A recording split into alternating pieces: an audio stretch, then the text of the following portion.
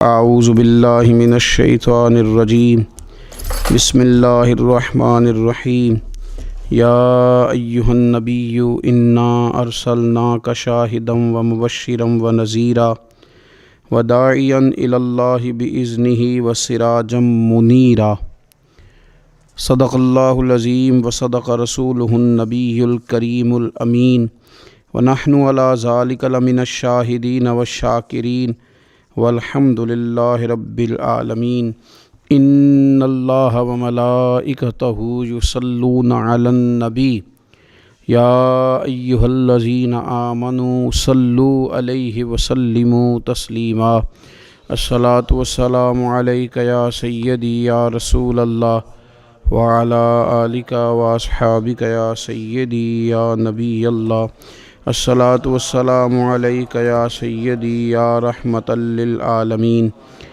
وعلی آلک واصحابک یا خاتم النبیین۔ تمام تعریفیں اللہ تعالیٰ جل شانہ کے لیے، درود و سلام نبی اکرم نور مجسم شفیع معظم آقا کل ختم رسول دانہ سبل احمد مجتبیٰ جناب حضرت محمد مصطفیٰ صلی اللہ تعالیٰ علیہ وسلم کی ذات والا صفات کے لیے حمد و صلوات کے بعد، اللہ تبارک و تعالیٰ نے قرآن مجید برہان رشید میں ارشاد فرمایا کہ یا ایہا النبی انا ارسلناک شاہدا ومبشرا ونذیرا۔ فرمایا محبوب صلی اللہ تعالیٰ علیہ وسلم، ہم نے آپ کو گواہ بنایا ہے، خوشخبری دینے والا بنایا ہے اور ڈر سنانے والا بنایا، وداعیا الی اللہ، اور آپ کو اللہ کی طرف دعوت دینے والا بنا کے بھیجا ہے، بِإِذْنِهِ، اس کے حکم کے ساتھ، اس کے اذن کے ساتھ، وسراجا منیرا، اور چمکتا ہوا آفتاب بنا کے بھیجا ہے۔ اے محبوب صلی اللہ تعالیٰ علیہ وسلم، آپ کو داعی الی اللہ بنایا، اللہ کی جانب دعوت دینے والا بنا کے بھیجا ہے۔ نبی پاک صلی اللہ تعالیٰ علیہ وآلہ وسلم نے ہمیں اللہ کی جانب دعوت دی۔ عقیدوں کے اندر، نظریات کے اندر، افکار کے اندر، سوچوں کے اندر جو کمزوریاں ہیں، ان سب کو نبی پاک صلی اللہ تعالیٰ علیہ وسلم نے دور فرمایا۔ ہمیں رسول کائنات صلی اللہ تعالیٰ علیہ وسلم نے فکری طور پر، ذہنی طور پر، قلبی طور پر مضبوط کیا۔ انسان جب تک اللہ اور اس کے رسول صلی اللہ تعالیٰ علیہ وسلم سے ذہنی طور پر اور روحانی اور قلبی طور پر وابستہ نہیں ہوتا، اتنی دیر تک وہ کمزور رہتا ہے، اور جب وہ رب رسول سے وابستہ ہو جاتا ہے، اس کا عقیدہ اللہ اور اس کے رسول صلی اللہ علیہ وسلم کی ذات پر مضبوط ہو جاتا ہے، پھر وہ ذہنی طور پر، فکری طور پر مضبوط ہو جاتا ہے۔ نبی پاک صلی اللہ تعالیٰ علیہ وسلم کی تشریف آوری سے پہلے جو بنیادی مسئلہ تھا وہ یہ تھا کہ کفار مکہ، قریش بہت سارے بتوں کی پوجا کرتے تھے، تو جو نظریاتی کمزوریاں تھیں، جو فکری فقدان تھا، وہ ان کے اندر بہت زیادہ تھا۔ حج کر کے آتے تھے تو اوہام پرستی کا شکار تھے، حج کر کے آئے ہیں تو دروازے سے داخل نہیں ہوں گے، اوپر سے کود کر کے آئیں گے، کپڑے اتار کر معاذ اللہ بیت اللہ شریف کا طواف کرتے، قربانیاں کرتے تو ان کا خون کعبے کی دیواروں کے ساتھ ملتے۔ مصر کے اندر یہ رسم پائی جاتی تھی کہ وہ سال کے بعد ایک لڑکی کو ذبح کر کے دریا میں ڈالتے تھے تو تب دریا چلنا شروع ہوتا تھا، اور اس پر انہوں نے نظریہ بنا لیا تھا کہ ایسا ہوگا تو تبھی معاملہ آگے بڑھے گا۔ نبی پاک صلی اللہ تعالیٰ علیہ وسلم نے ان سب لوگوں کو اللہ کی جانب دعوت دی۔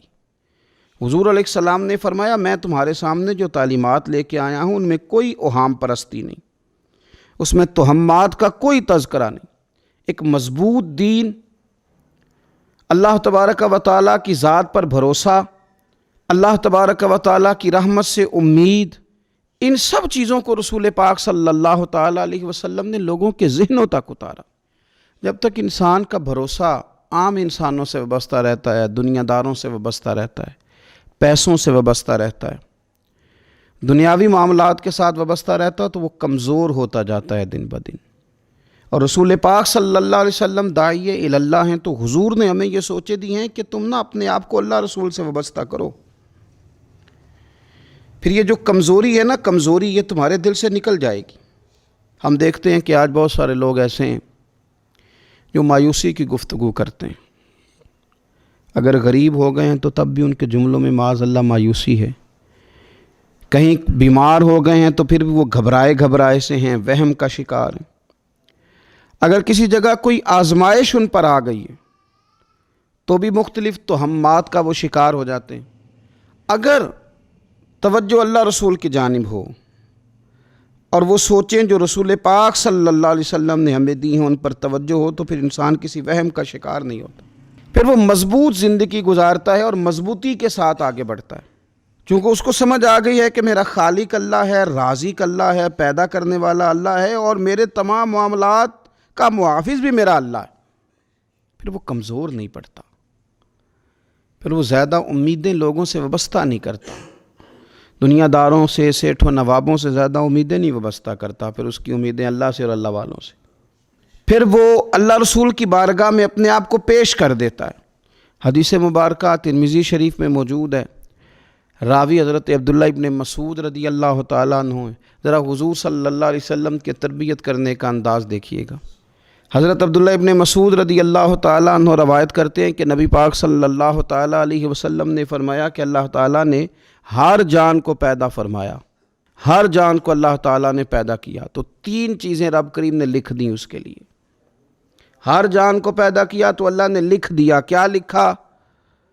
اس کا رزق کتنا ہے یہ بھی رب نے لکھ دیا، عمر کتنی ہے، زندگی کتنی ہے یہ بھی رب نے لکھ دیا، اور جو اس پر مشکلات آئیں گی وہ بھی اللہ نے لکھ دی۔ اس کی حکمت کے تقاضوں کے تحت جو مشکلات آئیں گی انسان کی گناہوں کی معافی کا سبب بنے گی، نیک ہے تو درجات کی بلندی کا سبب بنے گی۔ تو جو مشکلات اس کی طرف آئیں گی، جو مصیبتیں، بیماریاں، تنگیاں، وہ سب اللہ تبارک و تعالیٰ کی حکمت کے تقاضوں کے تحت آئیں گی۔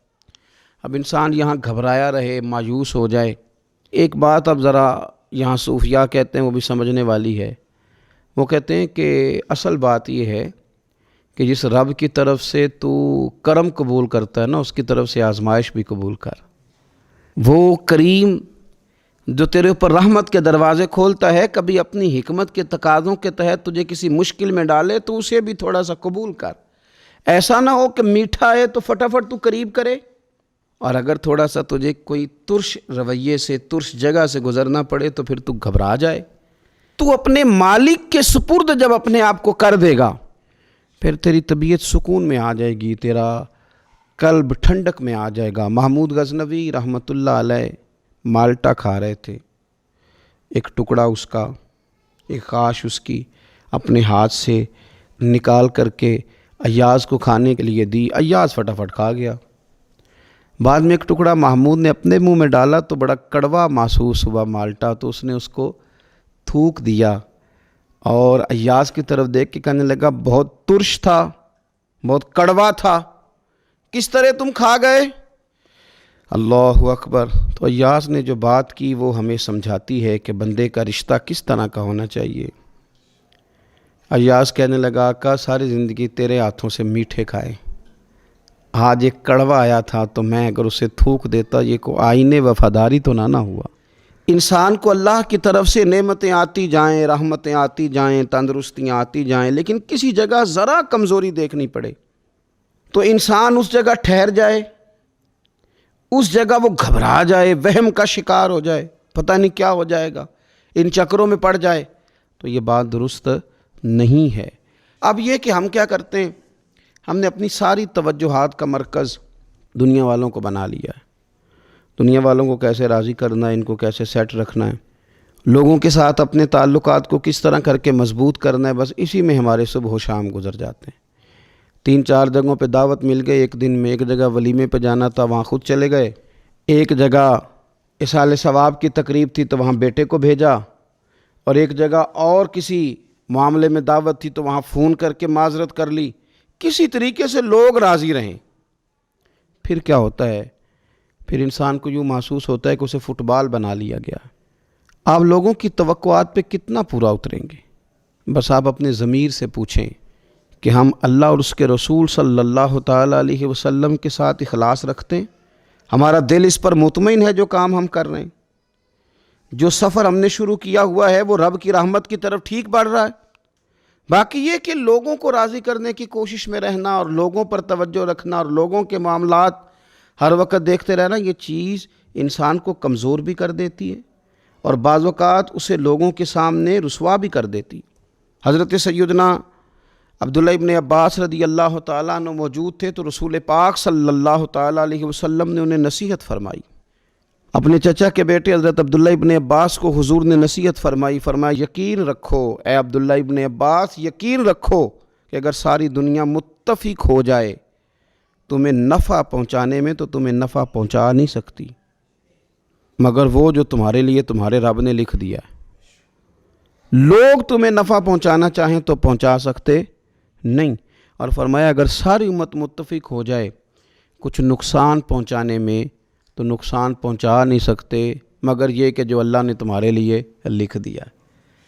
نہ تمہارا کوئی نفع کر سکتا ہے نہ کوئی تمہارا نقصان کر سکتا ہے، ہوگا وہ جو اللہ کی مشیت کا تقاضا ہوگا، خدا کی رحمت کا تقاضا ہوگا۔ تو اب کرنے کا کام تو یہ ہے کہ ساری توجہات کا مرکز اللہ اور رسول کو بنایا جائے۔ آپ دیکھیے صحابہ کرام علیہم رضوان کو رسول پاک علیہ الصلاۃ والسلام کی مقدس زبان نور پر کس قدر زیادہ یقین کامل حاصل ہے کہ سید عالم صلی اللہ تعالی وسلم 313 سے کہتے ہیں کہ چلو جہاد کے لیے تو وہ نکل پڑتے ہیں، 1000 سے مقابلہ کرنا ہے تو وہ تیار نظر آتے ہیں۔ حضور علیہ السلام کہتے ہیں خندق میں چلو تو وہ تیار نظر آتے ہیں۔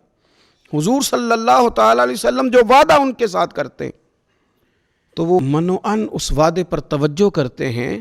تو میرے عزیز یاد رکھنے کی بات یہ ہے کہ اگر ہمارا بھروسہ اللہ رسول پہ مضبوط ہو جائے، وہ وعدے جو ہمارے ساتھ ہمارے نبی پاک صلی اللہ علیہ وسلم نے فرمائے ہیں کہ سچ بولو گے تو نجات پا جاؤ گے، وہ جو نبی پاک صلی اللہ علیہ وسلم نے ہمیں فرمایا کہ 2 چیزوں کی تم مجھے ضمانت دو، میں تمہیں جنت کی ضمانت دیتا ہوں۔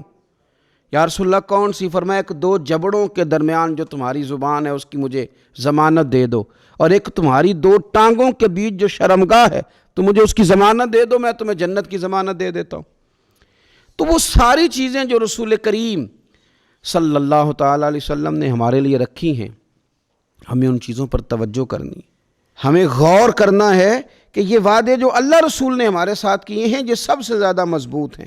اسی طریقے سے اگر رحمت خداوندی کی طرف انسان کا خیال جائے، اللہ کے کرم کی جانب اس کی توجہ جائے، میرے رسول پاک صلی اللہ تعالیٰ علیہ وسلم نے ارشاد فرمایا، آپ یقین کریں جن لوگوں کی توجہ اس طرف ہو جاتی ہے کہ اللہ تبارک و تعالیٰ بڑا کریم ہے، اللہ بڑا مہربان ہے، اللہ بڑا کرم کرنے والا ہے، تو پھر خدا بھی ان پر بڑی ہی رحمت فرماتا ہے، پھر اللہ تعالیٰ بھی ان کے لیے بڑی ہی آسانیاں کرتا ہے۔ اس لیے ہمارے بزرگوں نے لکھا ہے کہ اپنے رب کے ساتھ حسن ظن رکھنا واجب ہے، ضروری ہے کہ تم اللہ کے ساتھ اچھا گمان رکھو، اچھا گمان۔ امام غزالی نے حدیث لکھی ہے، ایک اعرابی نبی پاک صلی اللہ علیہ وسلم کی خدمت میں حاضر ہوا اور اس نے عجیب بات کی، عرض کی یا رسول اللہ صلی اللہ علیہ وسلم قیامت کے دن حساب کون لے گا؟ تو حضور نے فرمایا حساب تو میرا رب کریم لے گا۔ تو وہ شخص مسکرایا، حضور نے فرمایا کیوں مسکراتے ہو؟ عرض کی یا رسول اللہ جب کریم غالب آتا ہے تو وہ کرم ہی کرتا ہے، وہ کرم ہی کرے گا، وہ فضل ہی فرمائے گا۔ تو نبی پاک صلی اللہ تعالیٰ علیہ وسلم نے کیا فرمایا؟ فرمایا بھی یہ عرابی بڑا فقیہ ہے، بڑا دانش مند ہے، یہ سادہ بندہ بڑی اعلیٰ بات کر گیا، فقیہ ہے، دانش مند ہے، اس لیے کہ اس کی امید اللہ تبارک و تعالیٰ کی رحمت کے ساتھ لگی ہوئی ہے۔ مسند امام احمد بن حنبل میں حدیث ہے، نبی پاک صلی اللہ علیہ وسلم فرماتے ہیں، رب فرماتے ہیں کہ اگر میرا بندہ زمین بھر گناہ لے کے میری بارگاہ میں آئے، بھر دی اس نے زمین گناہ کر کر کے، لیکن وہ آئے اور استغفار کرے اور اس امید پر استغفار کرے کہ رب مجھے معاف کر دے گا، سچے دل سے توبہ کرے، تو حضور فرماتے ہیں رب اس بندے کو معاف فرما دیتا ہے، اگر اس کی امیدیں اپنے رب کے ساتھ مضبوط ہوں۔ ہم نے یوں کیا ہے کہ کمزوری دکھانی شروع کر دی ہے، کمزوری، اور پھر کچھ معاشرے میں لوگ بھی ہیں، یہ کچھ جادو کا بتانے والے لوگ آ گئے ہیں جو ہر شخص کو کہتے ہیں کہ تجھے تو جادو ہو گیا ہے، جو ہر شخص کو یہ بات بتاتے ہیں کہ تیرے اوپر تو آسیب کا اثر ہے۔ ان لوگوں نے بھی لوگوں کو کمزور کر دیا ہے۔ کچھ ایسے لوگ ہیں جو معاشرے کے اندر یہ کہتے پھرتے ہیں بھائی سب دنیا کا چکر ہے، سب دولت کا معاملہ ہے، جس کی لاٹھی اس کی بھینس، یہاں کچھ بھی نہیں ہو سکتا۔ انہوں نے بھی لوگوں کو کمزور کر دیا ہے۔ اپنے عقیدوں کو مضبوط رکھیں، اللہ رسول صلی اللہ علیہ وسلم کے ساتھ اپنے بھروسے کو مضبوط کریں۔ دیکھیں حضور ہماری تربیت کرتے ہیں، فرمایا اگر تم رب پہ بھروسہ کرو گے نا اور رب تعالیٰ پہ بھروسہ کر کے نکلو گے تو اللہ تمہیں اسی طرح رزق عطا فرمائے گا جس طرح رب پرندوں کو رزق عطا فرماتا ہے۔ وہ صبح بھوکے نکلتے ہیں لیکن شام کو لوٹتے ہیں تو اللہ انہیں پیٹ بھر کے روزی عطا کرتا ہے۔ کیوں؟ اس لیے کہ ان کا بھروسہ مضبوط ہے، ان کا اپنے رب پہ توکل مضبوط ہے۔ رسول کائنات صلی اللہ تعالیٰ علیہ وسلم نے ہمیں ہمارے رب کی جانب دعوت دی، حضور نے ہمیں اللہ پہ بھروسہ کرنا سکھایا۔ رسول پاک صلی اللہ تعالیٰ علیہ وسلم نے ہمیں کہا کہ دنیا میں مسافروں کی طرح وقت گزار کے آ جانا، جنت میں رب نے تمہارے لیے وہ نعمتیں تیار کی ہیں نہ کسی آنکھ نے دیکھی، نہ کسی کان نے سنی، نہ تمہارے دل پر خیال ہی گزرا ہوگا کہ اللہ یہ شان عطا فرمائے گا۔ اب ان لوگوں کا بھروسہ ہو گیا تھا صحابہ کا، حضور کے غلاموں کا، تو انہوں نے پھر کوئی جائیدادیں نہیں بنائی، انہوں نے پھر دنیا میں کوئی محلات تیار نہیں کیے، کیونکہ ذہن بن گیا تھا کہ جو رسول کریم علیہ السلام نے وعدے فرمائے ہیں وہ وعدے ہمارے لیے بڑے معیاری ہیں، وہ وعدے ہمارے لیے بڑے خوبصورت ہیں، ان وعدوں سے ہمیں بڑا کچھ ملے گا۔ اس لیے اپنی زندگی کے اندر ان چیزوں کو پیدا کرنا، ان چیزوں پر توجہ کرنا، اللہ کی جانب بھروسہ کرنا بڑا ضروری ہے۔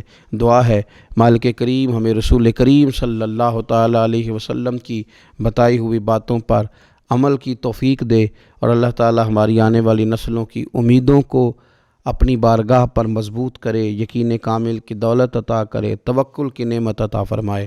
آخر دعوانا ان الحمد للہ رب العالمین۔